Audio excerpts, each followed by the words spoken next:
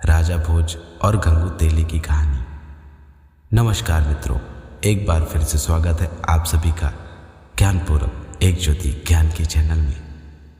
दोस्तों, राजा भोज और गंगू तेली के बारे में आप सभी ने सुना ही होगा। आज हम इस वीडियो के माध्यम से आप सभी को बताएंगे कि राजा भोज और गंगू तेली कौन थे। तो दोस्तों, इस वीडियो में अंत तक अवश्य बने रहिएगा। लेकिन हम सभी इस वीडियो में आगे बढ़ें इससे पहले आप सभी चैनल को अवश्य सब्सक्राइब ज़रूर कर लीजिएगा। तो दोस्तों, आप सभी का अधिक समय नष्ट ना करते हुए हम अपनी कहानी को आरंभ करते हैं। दोस्तों, राजा भोज अपने समय के सबसे प्रतापी राजा थे। राजा भोज को कई विद्याएं आती थी, वे कई विधा में पारंगत थे। राजा भोज अपनी प्रजा से बहुत ही प्रेम किया करते थे। एक बार राजा भोज के दरबार में एक गरीब ब्राह्मण आया। ब्राह्मण ने राजा भोज से कहा, महाराज, मैं बहुत ही दीन दुखी हूँ। मेरी उम्र हो चुकी है और जीवन के इस पड़ाव में मैं स्वयं कमा नहीं सकता हूँ। महाराज, हर व्यक्ति का सहारा उसकी संतान होती है, लेकिन महाराज, मैं निसंतान हूँ। इस कारण से मेरा कोई सहारा भी नहीं है। महाराज, यदि आप किसी प्रकार से मेरी सहायता कर दे तो मेरा बचा हुआ जीवन कट जाएगा। राजा भोज ने ब्राह्मण की बात समझते हुए उसे 1000 स्वर्ण मुद्राएं दी और उसे अपना जीवन जीने के लिए कहा। ब्राह्मण खुशी खुशी अपने घर पहुंचा और उन स्वर्ण मुद्राओं को एक संदूक में बंद करके रख दिया। दोस्तों, इसके बाद क्या होता है कि ब्राह्मण सुबह जब उठा, उसने संदूक खोली तो संदूक में धन था ही नहीं। ब्राह्मण यह देखकर बड़ा ही आश्चर्यचकित हुआ और बड़ा ही दुखी हुआ। उसने मन में कहा, जाने किस पाप की सजा भोग ली मैंने कि मेरा रखा हुआ धन चोरी हो गया। इस बात को लेकर वह राजा भोज के पास पहुंचा। ब्राह्मण ने राजा भोज से कहा, महाराज, जो आपने कल मुझे स्वर्ण मुद्राएं दी थी वह पता नहीं कैसे किस प्रकार से किसी ने चुरा ली। मुझे इस बारे में कुछ भी ज्ञात नहीं है महाराज कि उन स्वर्ण मुद्राओं को किसने और किस प्रकार से चुराई। मैंने तो अपने द्वार को अच्छे से बंद किया था, फिर भी पता नहीं कैसे उन स्वर्ण मुद्राओं को कोई ले गया। दोस्तों, राजा भोज बड़े ही दयालु थे। उन्होंने ब्राह्मण को फिर से 1000 स्वर्ण मुद्राएं दी। इस बार ब्राह्मण उन स्वर्ण मुद्राओं को लेकर अपने घर पहुंचा और उसने उन स्वर्ण मुद्राओं को अपने तकिए के नीचे रख लिया और सो गया।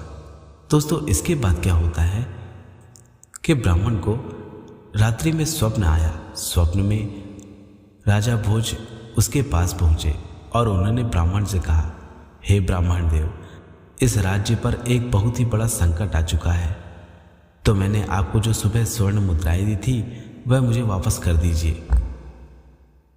ब्राह्मण ने खुशी खुशी राज्य के हित के लिए उन स्वर्ण मुद्राओं को स्वप्न में ही वापस कर दिया। अब सुबह क्या हुआ कि जब वह ब्राह्मण उठा, उसने अपने तकिए के नीचे देखा तो अपने स्थान पर स्वर्ण मुद्राएं थी ही नहीं। वह इस बार तो बड़ा ही आश्चर्यचकित हुआ और बड़ा ही दुखी हुआ और डरते डरते राजा भोज के पास पहुंचा और उसने रात्रि में हुई सारी घटना के बारे में बताया कि किस प्रकार उसका स्वप्न सच हो गया।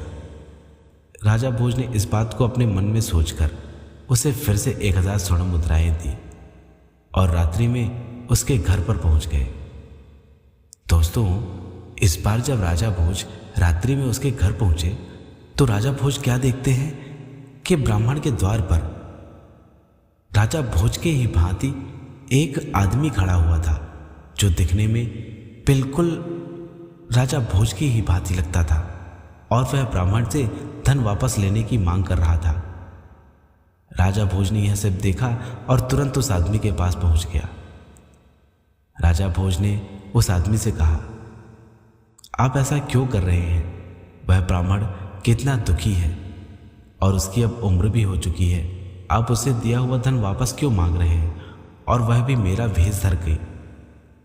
तो उस आदमी ने राजा भोज से कहा, हे राजन, इस ब्राह्मण के संपूर्ण जीवन में दुख लिखा हुआ है, जिसके कारण आपका दिया हुआ धन इसके किसी काम नहीं आएगा।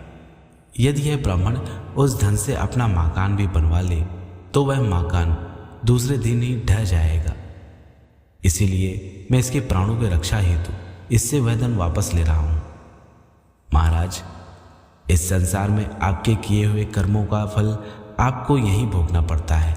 आपके जीवन में जितना कष्ट लिखा हुआ है उतना आपको मिलकर ही रहेगा। जब राजा भोज ने उस व्यक्ति की बातें सुनी तो राजा भोज तुरंत ही समझ गए कि यह कोई सामान्य व्यक्ति नहीं है।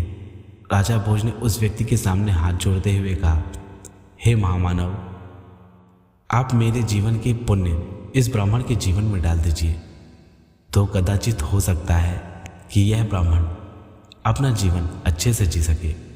तो उस व्यक्ति ने राजा भोज से कहा, हे राजन, इस संसार में जिसे जितना लिखा हुआ है उतना ही प्राप्त होगा। यदि आपके जीवन में भी दुख भोगना लिखा है तो आप निश्चित ही दुख भोग कर रहेंगे। उसमें मैं किसी का पुण्य या पाप किसी के हिस्से नहीं डाल सकता। और इतना कहकर वह वहां से अंतर ध्यान हो गया। लेकिन राजा भोज के मन में उसकी बात बार बार गूंजती। एक दिन राजा भोज अपने घोड़े पर सवार होकर जंगल की ओर भ्रमण करने के लिए निकले हुए थे। राजा भोज के पीछे उनके सैनिक भी लगे हुए थे। लेकिन अचानक राजा भोज के घोड़े ने संतुलन खो दिया और एक खाई में जाकर उसने छलांग लगा दी। राजा भोज अपने घोड़े से गिरकर चोटिल हो गए और ना चाहते हुए भी दूसरे राज्य के सीमा में जा पहुंचे। उस राज्य के सैनिकों ने जब राजा भोज को देखा तो उन सैनिकों ने राजा भोज से पूछा, आप कौन हैं? कृपया अपना परिचय दें। राजा भोज यह बात जानते थे कि यदि इन्हें यह पता चल जाएगा कि मैं दूसरे राज्य का राजा हूं तो यह तुरंत ही मुझे मार डालेंगे। इसीलिए राजा भोज ने उस समय कुछ नहीं कहा और चुपचाप उसी अवस्था में पड़े रहे। उन सैनिकों को लगा कि यह व्यक्ति कोई गुप्तचर है, तो उन्होंने उसी समय उन्हें मार मार के अधमरा हालत में वहीं छोड़ दिया और वहां से चले गए। राजा भोज अधमरी हालत में वहीं पड़े रहे। उसके बाद वहां से एक तेली निकला जिसका नाम गंगू तेली था। उसने राजा भोज को उठाया और अपने घर पर ले जाकर उनकी सेवा की। गंगू तेली की सेवा से राजा भोज स्वस्थ हो गए। जब गंगू तेली ने राजा भोज से पूछा कि आप कौन हैं, आप अपना परिचय दें, तब राजा भोज ने गंगू तेली को कुछ भी नहीं बताया और वैसे ही मौन अवस्था में रहे। दोस्तों, गंगू तेली को एक आदमी की आवश्यकता थी जो कोल्हू के बैल की जगह काम कर सके। गंगू तेली ने राजा भोज से इस बारे में कहा तो राजा भोज ने अपने लिए की हुई सेवा के एवज में गंगू तेली के यहाँ तेल पेरने का कार्य करने लगे। जब राजा भोज तेल पेरा करते तो गंगू तेली भी आकर उनके साथ उनकी मदद कर दिया करता था। दोस्तों, विशिष्ट व्यक्ति कभी भी अपनी पहचान छुपाकर नहीं रख सकते। राजा भोज शरीर से बलिष्ठ थे और उनकी कदकाठी किसी कुलीन व्यक्ति की भांति थी। उनका व्यवहार भी कुलीन व्यक्तियों की भांति था। गंगू तेली को इस बात की आशंका हुई कि वह हो ना हो बड़े ही उच्च कुल के व्यक्ति हैं, लेकिन इस बात को उसने अधिक ध्यान नहीं दिया। दिनों दिन बीतते गए। राजा भोज को संगीत का बड़ा शौक था। एक दिन राजा भोज कोल्हू चला रहे थे और कोल्हू चलाते चलाते तो राजा भोज ने उस समय कुछ गुनगुनाना आरंभ कर दिया। राजा भोज की आवाज़ बड़ी ही मीठी और बड़ी ही सुरीली थी। राजा भोज की आवाज़ सुनकर वहां पर आने वाले ग्राहक मंत्रमुग्ध हो गए। अब क्या, अब रोज राजा भोज गाने गाया करते और उनकी आवाज़ सुनकर सभी लोग मंत्रमुग्ध हो जाते। दोस्तों, जिस राज्य में राजा भोज रुके हुए थे उस राज्य के राजा को संगीत से बड़ा प्रेम था और उनकी पुत्री भी संगीत की शिक्षा ग्रहण कर रही थी। एक दिन उस राज्य के राजा ने यह ऐलान करवा दिया, जो कोई भी अच्छा संगीतज्ञ हो वह आकर यहाँ पर प्रदर्शन करे और उसे उचित उपहार दिया जाएगा। गंगू तेली को राजा भोज की विधा के बारे में पता था, सो गंगू तेली ने किसी तरह राजा भोज को तैयार करके राजा की सभा में ले गए। सभा में कई संगीतज्ञ आए हुए थे। सभी ने अपनी अपनी कला का प्रदर्शन किया। वहीं पर बैठे हुए राजा भोज काली राई के दानों में किसी सफेद राई की तरह चमक रहे थे। गंगू तेली ने किसी तरह राजा भोज को जाकर गाने के लिए कहा। फिर उसके बाद राजा भोज ने ज्यों ही अपनी आवाज़ सुनाई, ज्यों ही गाना आरंभ किया, तो राजा भोज की आवाज़ से सारी सभा मंत्रमुग्ध हो गई। राजा भोज की आवाज़ सुनकर राजकुमारी भी तेज से बोल पड़ी, यही है वह संगीतज्ञ। जब राजकुमारी ने सभा में इस प्रकार चिल्लाना आरंभ कर दिया तो उस राज्य के राजा को यह बात अच्छी न लगी। उस राज्य के राजा ने राजा भोज को बुलाया और राजा भोज से उनका परिचय पूछा, लेकिन राजा भोज मौन खड़े रहे। राजा भोज की मौनता को देखकर उस राज्य के राजा ने राजा भोज से यह आग्रह किया कि वह अपना परिचय दे। तब राजा भोज ने अपना परिचय दिया और इसके पश्चात राजा ने अपनी पुत्री का विवाह राजा भोज से करवा दिया। तो दोस्तों, आज की कहानी बस इतनी ही। आशा करता हूँ कि आपको यह कहानी अच्छी लगी होगी। यदि अच्छी लगी हो तो वीडियो को लाइक और चैनल को सब्सक्राइब अवश्य कर लीजिएगा। और दोस्तों, आपको ऐसी ही कहानियाँ पसंद हैं तो हमारे चैनल में ऐसी ही अनेकों कहानियों का संग्रह उपस्थित है जिन्हें आप कभी भी सुन सकते हैं। तो दोस्तों, अंत तक बने रहने के लिए आप सभी का बहुत बहुत धन्यवाद। जय श्री कृष्णा। राधे राधे।